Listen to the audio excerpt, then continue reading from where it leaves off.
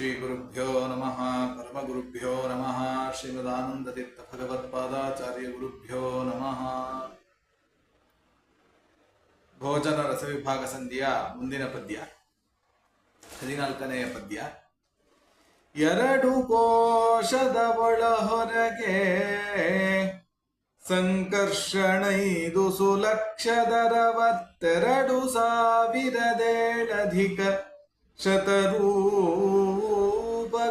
ಧರಿಸಿ ಕರೆಸಿಕೊಂಬ ಮನೋಮಯನು ಎಂದರ ವಿದೂರನು. ಈರೆರಡು ಸಾವಿರದ ಮುನ್ನೂರಾದ ಮೇಲ್ನಾಲ್ಕಧಿಕ 70. ಎರಡು ಕೋಶದ ಒಳ ಹೊರಗೆ. ಎರಡು ಕೋಶ ಯಾವುದು? ಇಲ್ಲಿ ತನಕ ಆಗಿರ್ತಕ್ಕಂತಹ ಕೋಶ, ಒಂದು ಅನ್ನಮಯ ಕೋಶ, ಇನ್ನೊಂದು ಪ್ರಾಣಮಯ ಕೋಶ. ಈ ಎರಡು ಕೋಶದ ಒಳ ಹೊರಗೆ, ಕೋಶದ ಒಳಭಾಗದಲ್ಲೂ ಕೂಡ ಮತ್ತೆ ಕೋಶದ ಹೊರಭಾಗದಲ್ಲೂ ಕೂಡ, ಅಂತರ್ಬಹಿಶ್ಚ, ಒಳಭಾಗದಲ್ಲೂ ಮತ್ತೆ ಹೊರಭಾಗದಲ್ಲೂ ಕೂಡ ಎರಡು ಕೋಶದ ಒಳ ಹೊರಗೆ ಪರಮಾತ್ಮ ಯಾವ ರೂಪದಿಂದ? ಸಂಕರ್ಷಣ ಅಂತ, ಸಂಕರ್ಷಣ ರೂಪಿಯಾಗಿರ್ತಕ್ಕಂತಹ ಪರಮಾತ್ಮ. ಯಾವ ಕೋಶದ ವಿಚಾರವನ್ನ ಹೇಳ್ತಾ ಇದ್ದಾರೆ ಈಗ? ಅನ್ನಮಯ ಆಯಿತು, ಪ್ರಾಣಮಯ ಆಯಿತು, ಮುಂದಿನ ಕೋಶ ಮನೋಮಯ ಕೋಶ. ಈ ಮನೋಮಯ ಕೋಶದ ವಿಚಾರವನ್ನ ನಮಗೆ ತಿಳಿಸ್ತಾ ಇದ್ದಾರೆ. ಎರಡು ಕೋಶದ ಒಳಹೊರಗೆ ಸಂಕರ್ಷಣ 5 ಎಷ್ಟು ರೂಪಗಳಿಂದಿರ್ತಾನೆ? 5 ಸುಲಕ್ಷದ 62,000 ಶತರೂಪಗಳ ಧರಿಸಿ. 5 ಸುಲಕ್ಷ, 5 ಲಕ್ಷ ಸಮೀಚೀನವಾಗಿರ್ತಕ್ಕಂತಹ ಸಂಖ್ಯೆ ಇದು. ಅಂದ್ರೆ 5 ಲಕ್ಷ ಇದೆಯಂತೆ.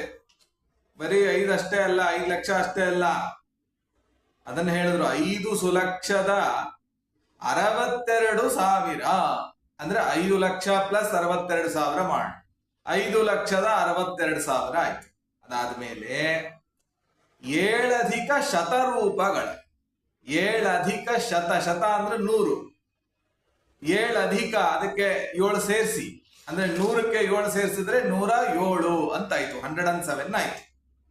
5 ಲಕ್ಷ ಪ್ಲಸ್ 62,000 ಪ್ಲಸ್ 107, ಇಷ್ಟು ಸೇರಿಸಿದ್ರೆ ಎಷ್ಟಾಯ್ತು? 5,62,107 ರೂಪಗಳಿಂದ ಭಗವಂತ ಸಂಕರ್ಷಣ ರೂಪಿಯಾಗಿರ್ತಕ್ಕಂತಹ ಪರಮಾತ್ಮ ಎಲ್ಲಿರ್ತಾನೆ?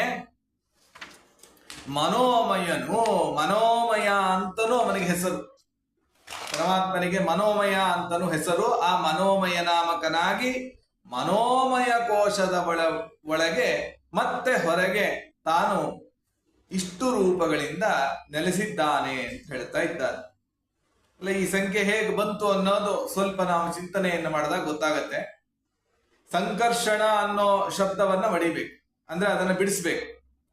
ಸಂಕರುಷಣ ಒತ್ತು 5 ಇದೆ, 5 ಅಕ್ಷರಗಳಿದೆ.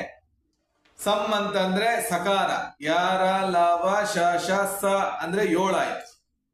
ಸಮ್ ಅಂತ ಇರೋದ್ರಿಂದ ಅಮ್ಮ, ಆ 0 ಏನಿದೆ ಅನುಸ್ವಾರ, ಅದನ್ನ ಪಕ್ಕಕ್ಕೆ ಹಾಕೊಂಡ್ಬಿಡ್ಬೇಕು. ಅಂದ್ರೆ 70ನ್ನ ಇಟ್ಕೊಂಡ್ಬಿಡ್ಬೇಕು. 7 0 ಹಾಕ್ಬಿಡಿ, ಹಾಕಿದ್ರೆ ಅವಾಗ 70 ಅಂತ ಆಗತ್ತೆ. ಆ ಸಮ್ ಅನ್ನೋದಕ್ಕೆ 70 ಅಂತ ಅಕ್ಷರವನ್ನ, ಆ ಸಂಖ್ಯೆಯನ್ನ ಇಟ್ಕೊಳ್ಬೇಕು. ಆಯ್ತಾ? ಸಮ್ ಅನ್ನೋದಕ್ಕಾಯ್ತು. ಇನ್ನು ಕ ಅನ್ನೋದು 1, ಕ ಗ ಗ ಗ ಜ್ಞಾನಲ್ಲಿ ಕ ಅನ್ನೋದು ಮೊದಲನೇ ಅಕ್ಷರ. ಇನ್ನು ರು, ಯಾರ, ಅಂದ್ರೆ ಯಾರ ಲಾಭ ಶಶ ಅದು ಅವರ್ಗೀಯ ವ್ಯಂಜನಾಕ್ಷರ, ಅದರಲ್ಲಿ ಯ ರ ಅನ್ನೋದು 2ನೇ ಅಕ್ಷರ ಆಯ್ತು. ಇನ್ನು ಶ ಅನ್ನೋದು ಷಣ್ಮುಖ ಶಕಾರ ಇದೆ, ಅಂದ್ರೆ ಯಾರ ಲಾಭ ಶ ಅದು 6ನೇ ಅಕ್ಷರ ಆಯ್ತು. ಇನ್ನು ಣ ಅದು 5ನೇ ಅಕ್ಷರ, ಡ 5ನೇ ಅಕ್ಷರ. 70 1 2 6 5 ಇದನ್ನ ಉಲ್ಟ ಮಾಡಿದ್ರೆ 5,62,107 ರೂಪಗಳು ಬಂದಿತ್ತು. ಹೀಗೆ ಸಂಕರ್ಷಣ ರೂಪಿಯಾಗಿರ್ತಕ್ಕಂತಹ ಪರಮಾತ್ಮ ಮನೋಮಯ ಕೋಶದಲ್ಲಿ ಇಷ್ಟು ರೂಪಗಳಿಂದಿದ್ದಾನೆ.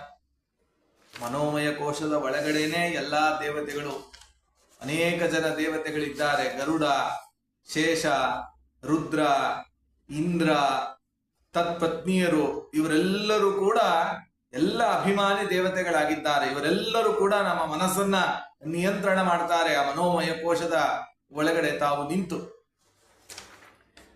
ಮನೋಮಯನು ಅವರ ಅಂತರ್ಯಾಮಿಯಾಗಿ ಪರಮಾತ್ಮ ಮನೋಮಯ ರೂಪದಿಂದ ಇದ್ದಾನೆ. ಸಂಕರ್ಷಣ ರೂಪಿ ಅವನೇ ಮನೋಮಯ ಅಂತ ಕರೆಸ್ಕೊಳ್ತಾನೆ ಅಂತ ತಿಳಿಸುದು.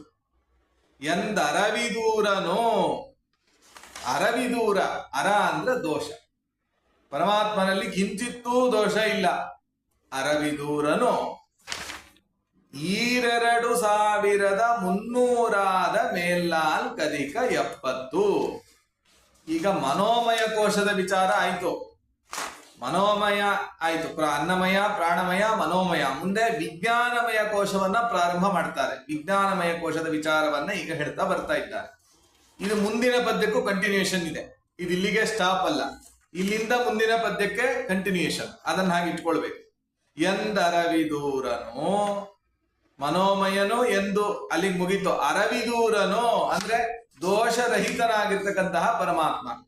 ಪರಮಾತ್ಮನಲ್ಲಿ ಕಿಂಚಿತ್ತೂ ದೋಷದ ಲವಲೇಶವೂ ಇಲ್ಲ. ಅರವಿದೂರನು ಅಂದ್ರೆ ಯಾರು? ವಾಸುದೇವ ರೂಪಿಯಾಗಿರ್ತಕ್ಕಂತಹ ಪರಮಾತ್ಮ. ವಿಜ್ಞಾನಮಯ ಕೋಶ, ವಿಜ್ಞಾನಮಯ ತತ್ವಕ್ಕೆ ಆ ಒಳಗಡೆ ಇರ್ತಕ್ಕಂಥವನು ವಿಜ್ಞಾನಮಯ ರೂಪದಿಂದ ವಾಸುದೇವ ಅಂತ ಅವನು ಕರೆಸ್ಕೊಳ್ತಾನಲ್ವಾ. ಆ ವಾಸುದೇವ ಅನ್ನೋದನ್ನ ಸ್ಪ್ಲಿಟ್ ಮಾಡ್ಕೊಂಬೇಡ. ಸ್ಪ್ಲಿಟ್ ಮಾಡಿದ್ರೆ ಎಷ್ಟಾಗತ್ತೆ? ವಾ ಯಾರ ಲವ 4 ಆಯ್ತು, ಯಾರ ಲವ ಶ ಸ 7 ಆಯ್ತು, ಮತ್ತೆ ದೇ ಅನ್ನೋದು ತ ತ ದ 3 ಆಯ್ತು, ಇನ್ನು ವಾ ತಿರ್ಗಾ 4 ಆಯ್ತು. ಇದನ್ನ ಮತ್ತೆ ನಾವು ಅಂಕಾನಂ ಮಮತೋಗತಿ ಅಂತ ಮಾಡಿಬಿಟ್ರೆ 4000 ಇಲ್ಲಿ ಬರ್ತಾ ಇದೆ. ಎಷ್ಟು? 2000. 2 ಅಂತಂದ್ರೆ 2 2 + 2 2 + 2 2 ಅಂದ್ರೆ 4000 ಮೇಲ್ನಾಲ್ಕಧಿಕ 70 ಅಧಿಕ 70 + 4 ಅಂದ್ರೆ 74 ಆಯ್ತು. 74 ಆಯ್ತು. ಎಷ್ಟಕ್ಕೆ ಆಡ್ ಮಾಡಬೇಕು? 300ಕ್ಕೆ ಆಡ್ ಮಾಡ್ಕೊಳ್ಳಿ. ಅಂದ್ರೆ 374 ಆಯ್ತು. ಇದಕ್ಕೆ 4000 ಹಿಂದೆ ಹೇಳಿದೆ, ಅದನ್ನು ಆಡ್ ಮಾಡೋಣ. ಸೊ 4374 ರೂಪಗಳಿಂದ ಪರಮಾತ್ಮ ಎಲ್ಲಿರ್ತಾನೆ? ಮನೋಮಯ ಕೋಶದ ಅಲ್ಲ, ವಿಜ್ಞಾನಮಯ ಕೋಶದ ಒಳಗಡೆ ವಾಸುದೇವ ರೂಪಿಯಾಗಿರ್ತಕ್ಕಂತಹ ಪರಮಾತ್ಮ ಇದ್ದಾನೆ ಅಂತ ಈಗ ಮುಂದೆ ಅದನ್ನ ಕಂಟಿನ್ಯೂ ಮಾಡ್ತಾರೆ. ಇಲ್ಲಿ ಎಲ್ಲೂ ವಿಜ್ಞಾನಮಯ ಶಬ್ದ ಬರ್ಲಿಲ್ಲ ನಮಗೆ, ಮತ್ತೆ ವಾಸುದೇವ ಅನ್ನೋ ಶಬ್ದವೂ ಬರ್ಲಿಲ್ಲ ಅಲ್ವಾ. ಆದ್ರಿಂದ ಮುಂದೆ ಹೇಳ್ತಾರೆ ರೂಪದಿಂ ವಿಜ್ಞಾನಮಯನೆಂ ದೀಪಸರನಿಂ ವಾಸುದೇವನು ಅಂತ ಮುಂದಿನ ಪದ್ಯದಲ್ಲಿ ಅದನ್ನ ನಮಗೆ ತಿಳಿಸ್ತಾರೆ. ಆದ್ರಿಂದ ಈ ಪದ್ಯದ ಸಾರ ಏನು ಅಂತಂದ್ರೆ ಮನೋಮಯ ರೂಪಿಯಾಗಿರ್ತಕ್ಕಂತಹ ಪರಮಾತ್ಮನ, ಆ ಸಂಕರ್ಷಣ ರೂಪಿಯಾಗಿರ್ತಕ್ಕಂತಹ ಪರಮಾತ್ಮನ ಸಂಖ್ಯೆಗಳನ್ನ ಹೇಳಿದ್ರು. ಮನೋಮಯ ತತ್ವದಲ್ಲಿ, ಮನೋಮಯ ಕೋಶದಲ್ಲಿರ್ತಕ್ಕಂತಹ ಎಷ್ಟಾಯ್ತು? 5,62,107 ಸಂಖ್ಯೆಗಳಾಯ್ತು. ಇನ್ನು ಇಲ್ಲಿ ವಿಜ್ಞಾನಮಯ ತತ್ವದಲ್ಲಿರ್ತಕ್ಕಂತಹ ಸಂಖ್ಯೆಗಳನ್ನ ಹೇಳಿದ್ರು. ಪರಮಾತ್ಮನ ರೂಪಗಳ ಸಂಖ್ಯೆಯನ್ನ ಹೇಳಿದ್ರು 4,374 ಅಂತ ಇದನ್ನ ತಿಳಿಸ್ತಾ ಇದ್ದಾರೆ. ಹೀಗೆ ಇದನ್ನ ತಿಳಿಸಿ ಈಗ ವಿಜ್ಞಾನಮಯ ದೀಪಸರನಿಂ ವಾಸುದೇವನು ಅಂತ ಅದನ್ನ ತಿಳಿಸ್ತಾರೆ. ಅದನ್ನ ಮುಂದಿನ ಪದ್ಯದಲ್ಲಿ ನೋಡೋಣ. ಸ್ಟಾರ್ಟ್ ಮಾಡೋಣ.